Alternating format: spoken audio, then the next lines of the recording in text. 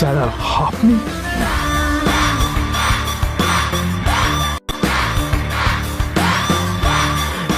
Extremely sorry sir. Sir sir আপনি একটা inform করেননি কেন আমাকে?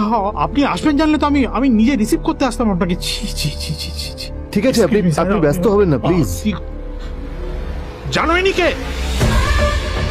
নিজের বসকে এভাবে একজন ভিখারিকে হাতে পায়ে ধরতে দেখে গার্ডটিও অবাক হয়ে গেল।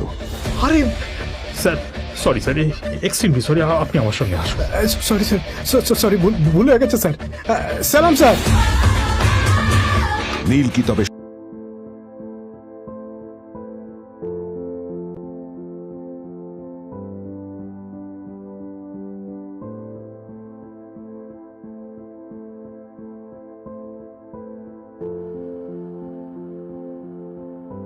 আদ্রিতার চোখে নীল ছিল নিছকই একজন চাকর। সে সারাদিন আদ্রিতার ভাই ফরমাস খেটেও ওকে সন্তুষ্ট করতে পারত না।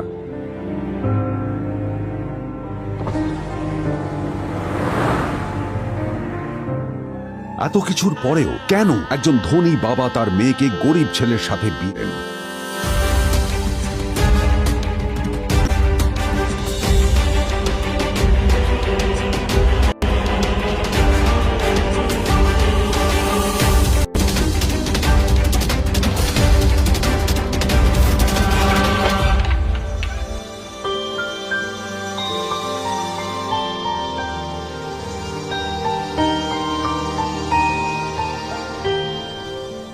এবং তারপরে সেই মেয়েটি তার গরিব স্বামীর কাছ থেকে নতুন বছরে এমন একটা গিফট পেয়েছিল যে তার চক্ষু স্থির হওয়ার জোগাড় হয়েছিল। আর ওর স্বামী সম্পর্কে সত্যিটা জানার পর তো ও প্রায় অজ্ঞান হয়ে গিয়েছিল।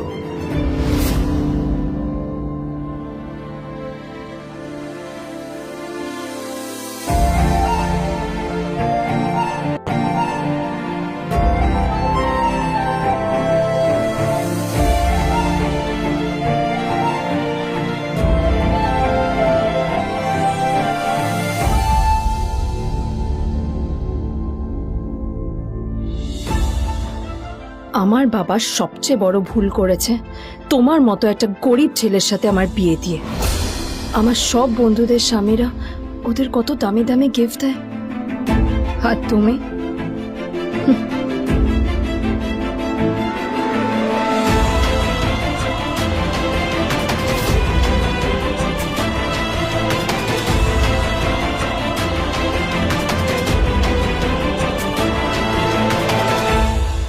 আদ্রিতা তার বাবার কথায় নীলকে বিয়ে তো করেছিল, কিন্তু ও শর্ত দিয়েছিল যেন বাড়ির বাইরের কেউ না জানতে পারে যে নীল ওর স্বামী। নীল ওই বাড়িতে ঘর জামাইয়ের মতো থাকলেও ও যেন ওখানে একজন চাকর ছিল। সবাই ওকে অপমান করত। ওই বাড়িতে না ও ঠিক মতো খাবার পেত, আর না ওর কোনো আলাদা ঘর ছিল। কখনো কার্পেটের উপর ঘুমোতো, তো কখনো আবার পোষা কুকুরের ঘরের পাশে নীলকে ঘুমোতে হতো। হাত খরচ মেটাতে ও এক জায়গায় ওয়েটারের কাজও করত।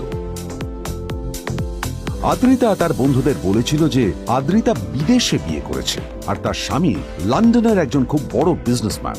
কিন্তু যখন আদ্রিতার বন্ধুরা ওকে ওদের স্বামীদের দেওয়া দামি দামি গিফটগুলো দেখাতো, তখন লজ্জায় ওর ভিতরটা পুড়ে ছাই হয়ে যেত।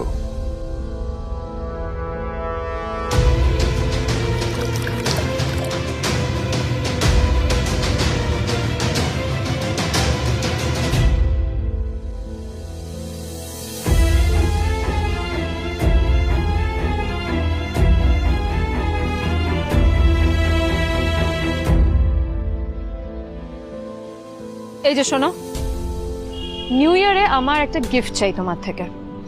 আর গিফটটা যেন দামি হয়, হ্যাঁ, মানে খুব দামি, কয়েক লাখ টাকা। ওকে? কয়েক লাখ টাকা? কিন্তু অদ্রিতা, এত টাকা আমি একসাথে কখনো দেখিনি। তোমাকে এত দামি গিফট আমি কি করে দেব? এটা তো তোমার বিয়ে করার আগে ভাবা উচিত ছিল। একজন পুরুষ মানুষ হয়ে নিজের স্ত্রীর এইটুকু ইচ্ছা তুমি পূরণ করতে পারবে না? স্ত্রীর এই কথাগুলো নীলকে আহত করে। নিঃশব্দে ওখান থেকে চলে যায় নীল।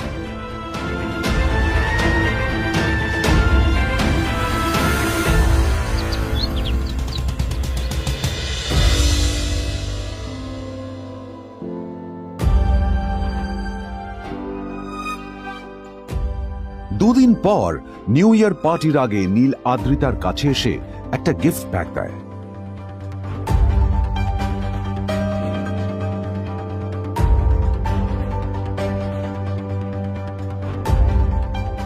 আদ্রিতা মুখ বেজার করে বাক্সটা খুলল, তবে তারপর বাক্সের ভেতরে গিফটটা দেখতেই ও চমকে গেল।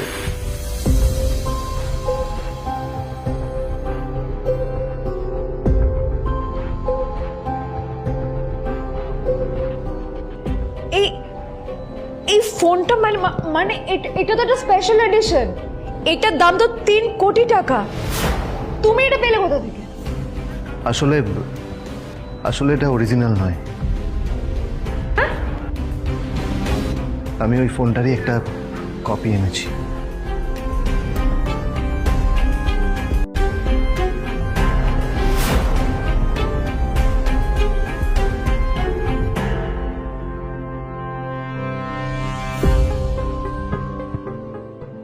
কিন্তু আদ্রিতার নীলের কথা একটু সন্দেহ হয়, কারণ ফোনটা দেখে একেবারেই আসল বলেই মনে হচ্ছিল। পরের দিনই আদ্রিতা ওই কোম্পানির শোরুমে গেল। এই ফোনটা একটু দেখুন না প্লিজ। ওয়াও, আচ্ছা ম্যাম, আপনি কি মিস্টার রয় চৌধুরীর বন্ধু? কে মিস্টার রয় চৌধুরী?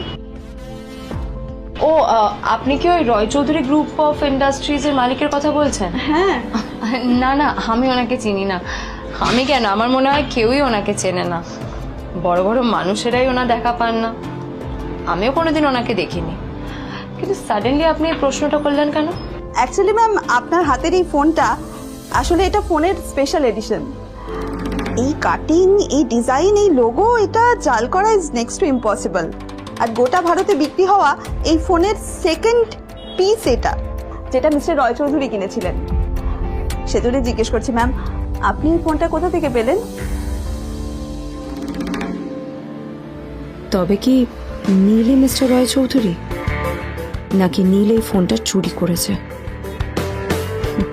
বেকার নীলের কাছেই কোটি টাকার ফোন কোথা থেকে এলো? নীলের সত্যিটা তাহলে কি? আর ও যদি সত্যি বড়লোক হয়ে থাকে, তবে ও নিজের শ্বশুর বাড়িতে খরচামাই হয়েই বা থাকে কেন? আদ্রিতা এসব কথাই মনে মনে ভাবছিল, তবে আদ্রিতার বিশ্বাস ছিল যে কোনো না কোনো মতলব করেই নীল এই ফোনটা আদ্রিতার জন্য নিয়ে এসেছিল। কিছুদিন পর আদ্রিতা সেই ফোনটার কথা ভুলে গেল। নীল সকাল সকাল ঘুরতে বেরিয়েছে বাইরে।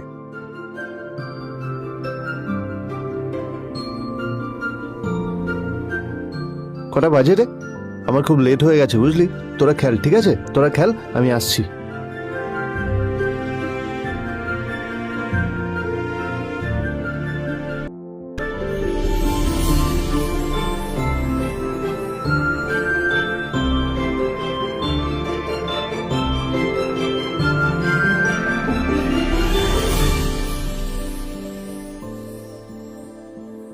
নীল, জল পড়ছে না কেন? দেখো না।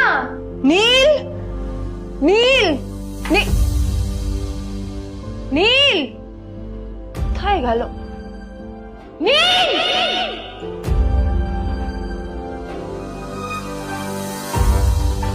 নীল, নীলকে ডাকছে কেন বলতো? ওইদিকে বাড়িতে আদ্রিতা আর চিত্রা আশ্চর্য হয়ে গেল যে নীল হঠাৎ কোথায় উধাও হয়ে গেল। মা তোমাকে কিছু বলে গেছে নীল? হ্যাঁ, কোথায় গেছে ও? না, আমি ওর কোনো খোঁজ খবর রাখি না। আমার একটা কথা মনে হচ্ছে, ওকে না এবার একটু শীতে করতে হবে। একটা কাজে যদি আসতো ছেলেটা, যখনই কোনো কাজের কথা বলি ভ্যানিশ হয়ে যায়। আমি ওকে বলেছিলাম আর&বি গোল্ডেন ডায়মন্ডস থেকে আমার সেটটা নিয়ে আসতে, আনেনি। আনেনি। আজকেও ভালো ওকে আমি অফিসে নিয়ে যাব, ভ্যানিশ হয়ে গেল। কোথায় গেল কে জানে? আমার ভাগ্যে জুটেছে এরকম একটা ছেলে। দিদি, তুমি কেন বিয়েটা দিয়েছিলে আমাকে? এটা আবার কি বলছিস? আমার কি দোষ? দেখ, ওই অসভ্য ছেলেটার সাথে বিয়ে দিতে চাইনি। যা করেছে তোর বাবা করেছে, এটা আমার কোনো দোষ। তখনই হঠাৎ নীল সেখানে এসে উপস্থিত হলো, কিন্তু ও দুজনকে উপেক্ষা করে ভিতরে চলে যাওয়াই শ্রেয় মনে ও, করল। এই যে লাট সাহেব ফিরলেন রাজকার্য করে। এদিকে এসো, তোমার ফাঁকিবাজির আলোচনাই এখানে চলছে। মা এসো। প্লিজ থাক, মা থাক, ভাল লাগছে না। এমনিতেই অফিসের জন্য আমার লেট হয়ে যাচ্ছে, আর বিজন আমার ওয়েটও করছে। বিজনের নাম শুনেই নীলের মুখটা ফ্যাকাশে হয়ে গেল। আদ্রিতা নীলকে উপেক্ষা করেই বলল, আরে যে এই ছেলেটার মতো আর একটা ফাঁকি বাজনা তুমি পাবে না। তুমি কেন দাঁড়িয়ে আছো? এই যে শোনো শোনো শোনো শোনো, দাঁড়িয়ে আছো কেন? তোমাকে আমি বলেছিলাম আর&, গোল্ড ডায়মন্ড তোমার সেটটা তুলেছো, তোলোনি তো। এইটা চাই না আমার। তুমি আমার সাথে অফিসে যাবে, ফেরার পথে তুমি সেটটা নিয়ে আসবে। তোমার জন্য সবসময় লেট হয়ে অফিসে, তোমার জন্য বিরক্ত লাগে। আর ব্যাগটা নিয়ে ওর পেছন পেছন কোথায় যাচ্ছ? যা দিয়ে ওখানে রেখে এসো। নীল চিত্রার সাথে মাঝে মাঝে ঝগড়া করলেও তার স্ত্রী আদ্রিতার সাথে ও কখনো ঝগড়া করত না। সত্য সব অপদার্থ।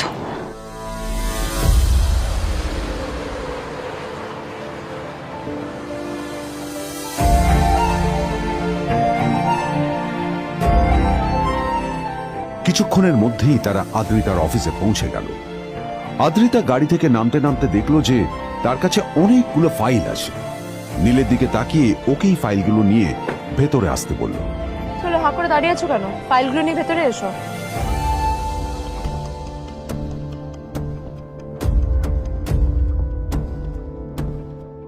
আদ্রিতা যখন ওর ক্যাবিনে পৌঁছলো তখন দেখলো সেখানে আগে থেকেই ওর বন্ধু এবং বিজনেস পার্টনার বিজন বসে ওর জন্য অপেক্ষা করছে।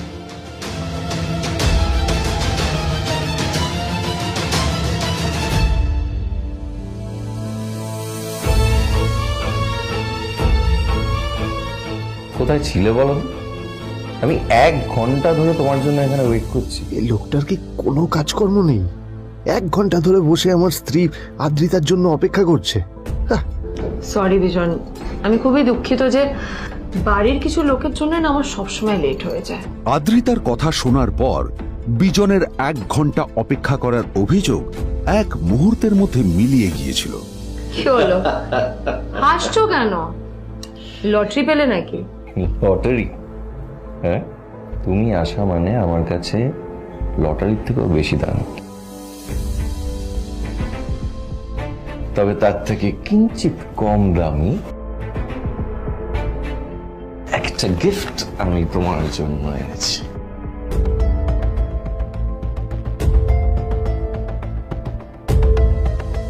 This is a rare diamond necklace for you.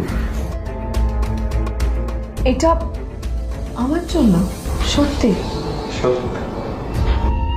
এই শহরে এটা খুঁজে পাওয়া খুব বিরল। Just like you. Like it? Thank you. You're welcome. Thank you for the gift. আসি তাহলে এখন।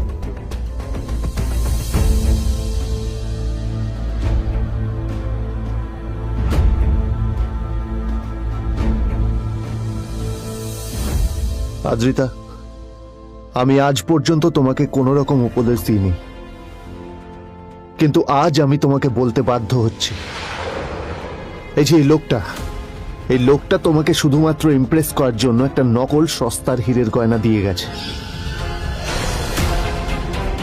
এরকম একটা লোকের সাথে তোমার মেশা উচিত না। ভবিষ্যতে কিন্তু তুমি বিপদে পড়বে।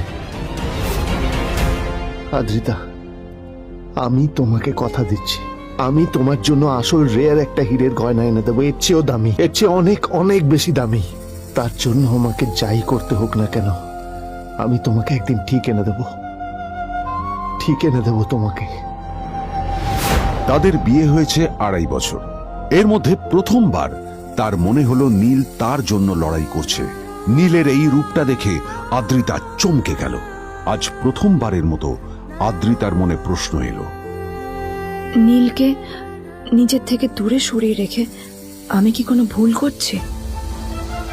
না না, এটা আমি কি ভাবছি? বিজন আমার বিজনেস পার্টনার, ও আমাদের মেইন ইনভেস্টর। নীলের এই অ্যাকশনের কারণে বিজন আমার কোম্পানি থেকে ব্যাক আউট করে গেলে কি হবে? না না না না না, নীলের জন্য আমি আমার এত বছরের পরিশ্রমকে জলে দিতে পারি না। আমার নীলকে নয়, আমার বিজনকে প্রয়োজন। এইসব ভাবতে ভাবতে আদ্রিতার নীলের ওপর রাগ হতে শুরু করে। আদ্রিতার রাগ তখন চরমে উঠে যায়। আজ প্রথমবার নীল আদ্রিতার সাথে খারাপ ব্যবহার করেছে। How dare you! তোমার এত বড় সাহস! হ্যাঁ, তোমাকে কে অধিকার দেয় বলো তো যে তুমি আমারই অফিসে দাঁড়িয়ে আমাকেই এতগুলো উল্টোপাল্টা কথা তুমি শোনালে? তোমাকে এখানে আনাই আমার ভুল হয়েছে। সবচেয়ে বড় ভুল হয়েছে। এবার চুপচাপ এখান থেকে বেরিয়ে যাও, right now. Get out. Neel আদ্রিতার এই কথার কোনো উত্তর দিল না। নীল জানতো যে ও যতই কথা বাড়াবে আদ্রিতা ততই বেশি রেগে যাবে। আদ্রিতা যেন তেন ভাবে নিজের রাগ চেপে ব্যাপারটা ওখানেই শেষ করার চেষ্টা করলো, কিন্তু ও তো জানতো না যে ব্যাপারটা তখন সবে শুরু হয়েছে। কি হলো, শুনতে পাচ্ছিস না? কালা নাকি? আমারই সামনে দাঁড়িয়ে আমার কেনা গিফট নিয়ে তুই মজা করলি? কত বড় সাহস রে তোর! নিজেকে তো বিক্রি করে দিলে ওরকম একটা ডায়মন্ড নেকলেস তুই কিনতে পারবি না। তোর এই গরিবের পারফিউম, সস্তা শার্ট, পায়ে একটা ফাটা চপ্পল নিয়ে নিজেকে বড় হিরো মনে করছিস? তোর নিজের কত দাম সেটা তোর নিজের জানা উচিত। Zero, big zero. সালা খরচা মাই। চল।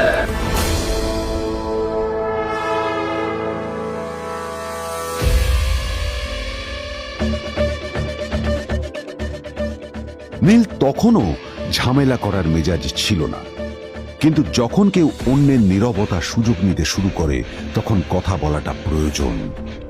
নীল আঙুল তুলে পেছনের দিকে ইশারা করে। প্রথম কথা, ওই যে ওখানে দাঁড়িয়ে আছে, ও আমার স্ত্রী।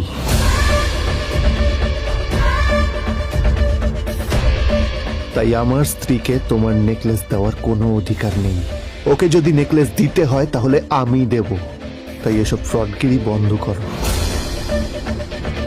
আর দ্বিতীয় কথা, যার পকেটে পয়সা নেই ঝনঝন আওয়াজ করা তার মানায় না।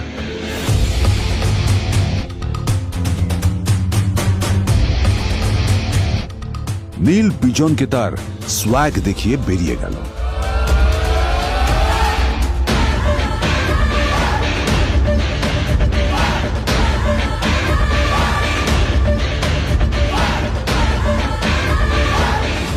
আদ্রিতার রাগে গজগজ করছিল। ওর জ্বলন্ত চোখের সামনে শুধু নীলের মুখটা ভেসে উঠছিল। ও যতই নীলের কথা ভাবছিল ততই ওর রাগ বেড়ে যাচ্ছিল। গত কয়েক মাস ধরে আদ্রিতার কোম্পানির অবস্থা একেবারেই ভালো ছিল না। আদ্রিতা তা সামলানোর আপ্রাণ চেষ্টা করছিল। কি যে করবেও সেইটাই বুঝে উঠতে পারছিল না। তারপর বিজনের সাথে ওর দেখা হলো, আর তখনই বিজনের সাথে ওর বন্ধুত্ব হলো। বিজন একটা খুব বড় পরিবারের সদস্য। আজ বিজন শুধুমাত্র আদ্রিতার কোম্পানির একজন বিজনেস পার্টনারই নয়, সাথে বড় ইনভেস্টরও। আর শুধুমাত্র বিজনের কারণেই আদ্রিতার কোম্পানি এখনো চলছে। এই কোম্পানির সমস্ত লস বিজনই বহন করে এবং আদ্রিতারও ওকে তাই খুব প্রয়োজন। বিজনের সাথে বন্ধুত্ব করা আদ্রিতার পক্ষে সহজ কাজ ছিল না।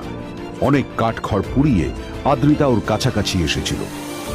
সবকিছু ঠিকঠাকই চলছিল, সবকিছুই আদ্রিতার প্ল্যান অনুযায়ী হচ্ছিল, কিন্তু নীল আজ এসে সবকিছু নষ্ট করে দিল। জাস্ট কি দরকার ছিল বুঝতে পারছি না। কি দরকার ছিল নীলের বিজনকে এতগুলো কথা শোনানোর? এবার বিজন আমাকে টাকা দেবে কিনা সেটাও জানি না। আমার কোম্পানিতে ইনভেস্ট করতে চাইবে কিনা সেটাও বুঝতে পারছি না। কি করব?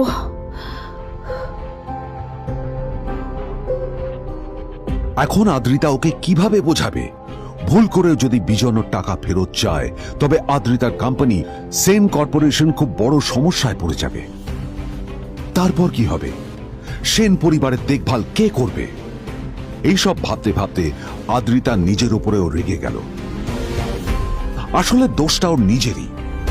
আদ্রিতা কেন নীলকে ওদের মাঝে আনতে গেল? নীলকে অফিসে নিয়ে আসারই বা কি দরকার ছিল?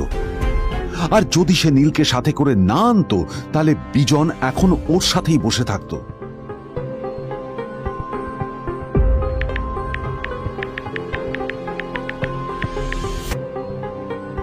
প্যামেলা, আমি মিটিংয়ে বেরোবো, আমার চেঞ্জটা একটু নিয়ে এসো প্লিজ।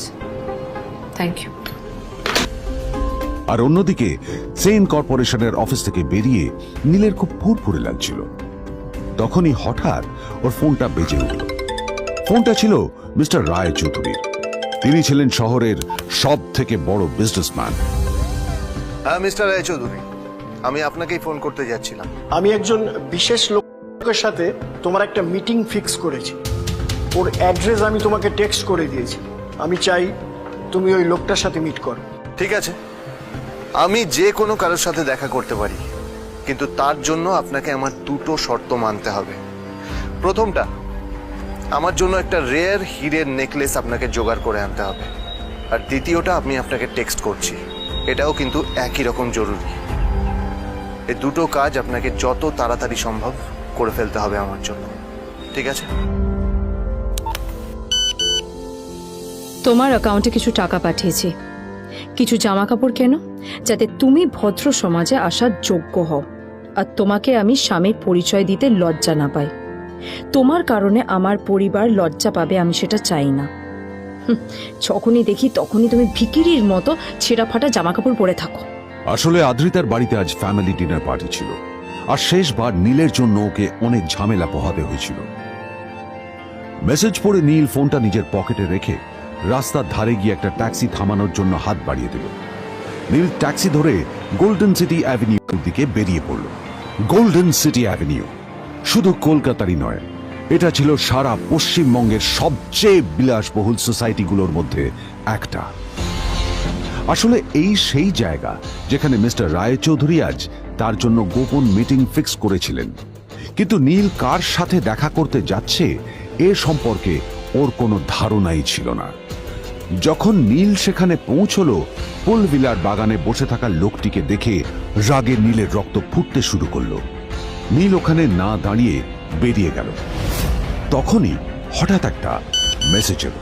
আসলে আজ আদ্রিতার ফ্যামিলি গ্যাদারিং এ যাওয়ার আগে নীলকে ওর হাই স্কুলের রিইউনিয়নেও যেতে হতো। গ্র্যাজুয়েশনের পর এত বছরে এই প্রথম নীল তার কোনো কলেজ বা স্কুলের রিইউনিয়নে যাচ্ছে। এতগুলো বছরে নীল তার কোনো বন্ধুর সাথেই দেখা করেনি। নীলের তার পুরনো সহপাঠীদের কথা মনে পড়তে লাগলো, যাদের সাথে ও স্কুলে মজা করত। আজ আবার ওদের সকলের সাথে নীলের দেখা হবে।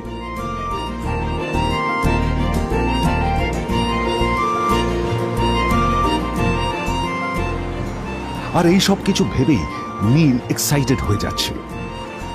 আসলে সোহিনীকে নীল তার স্কুল টাইমে পছন্দ করত।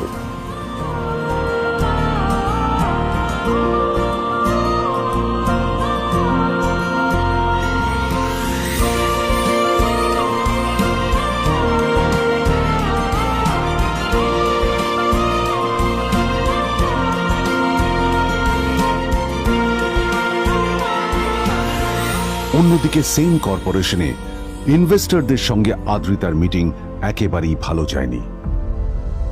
তাকে দেখে বেশ গম্ভীর মনে হচ্ছিল।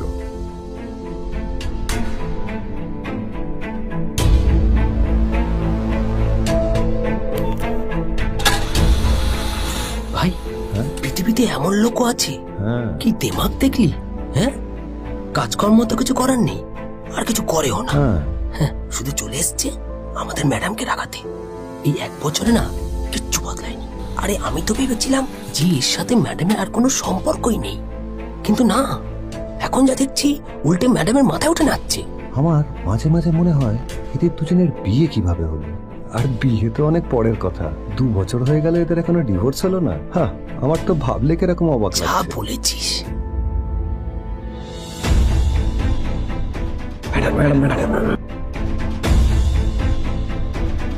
অফিসে চলতে থাকা এইসব কথা শুনে আদ্রিতার আরো রাগ হলো।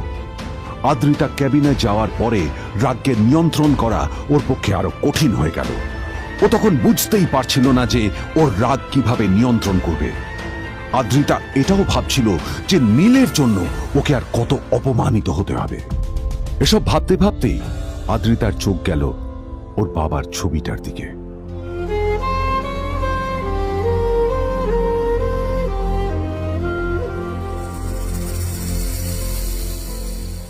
আমি তো তোমার সবচেয়ে প্রিয় মেয়ে ছিলাম বাবা,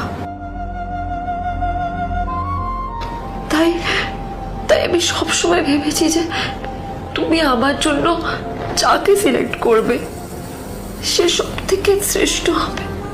তাই আমি নিজে থেকে কখনো কোনো রিলেশনশিপে যাইনি, আর তোমার কাছে বিয়ের কোনো শর্তও রাখিনি। কিন্তু কিন্তু তুমি না আমার সাথে কি করলে? এই গাধাটার সাথে আমাকে বিয়ে দিলে। আমার আমার জীবনটা নষ্ট হয়ে গেল, শেষ হয়ে গেল।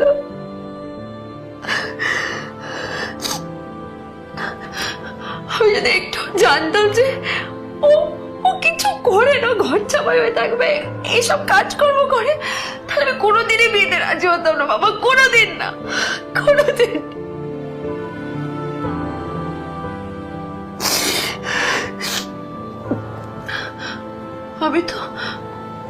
আমি তো সবসময় ভাবতাম যে বাবা মারা তাদের সন্তানের ভালো চায়, কল্যাণ চায়, তাদের জন্য চিন্তা করে। কিন্তু কিন্তু বাবা, তুমি আমার জন্য একটু চিন্তা করোনি।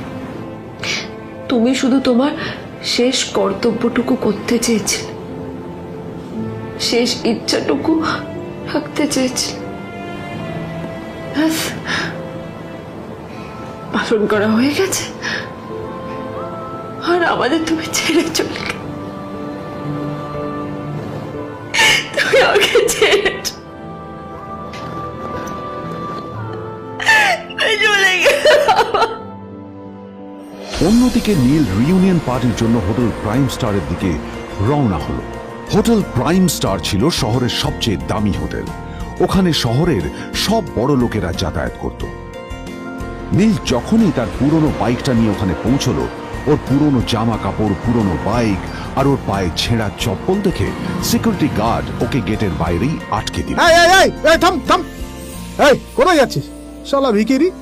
না না দাদা, আপনি আমাকে ভুল বুঝছেন। আসলে আমাকে ইনভাইট করা হয়েছে, আমি এই হোটেলেই এসেছি। শালা মিথ্যে কথা বলার জায়গা পাস না? হ্যাঁ, মিথ্যে কথা বলার আগে নিজের চেহারাটা তো দেখতিস। এটা একটা প্রাইম হোটেল, বুঝেছিস? এখানে সব শহরের বড় বড় লোকেরা তাদের বড় বড় গাড়ি নিয়ে আসে।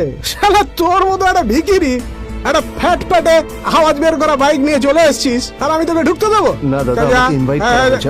আমাকে শুনুন শুনুন, আরে চল আমাকে একবার ঢুকতে দিন আমাকে। নীল পড়ে যেতেই একটা দামি গাড়ি ওখানে এসে দাঁড়ালো। এই গাড়িটি আর অন্য কারো নয়, হোটেল প্রাইমের মালিক মিস্টার খান্নার ছিল। কি হচ্ছে কি এটা? হোটেলের গেটের সামনে এসব এসব ক্যাশ চলছে এখানে। হোটেলের বদনাম হবে না এতে?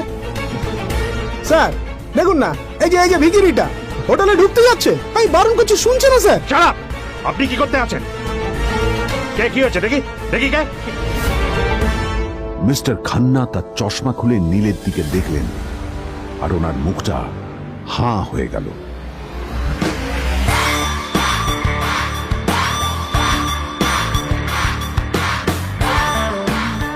নীল স্যার, আপনি?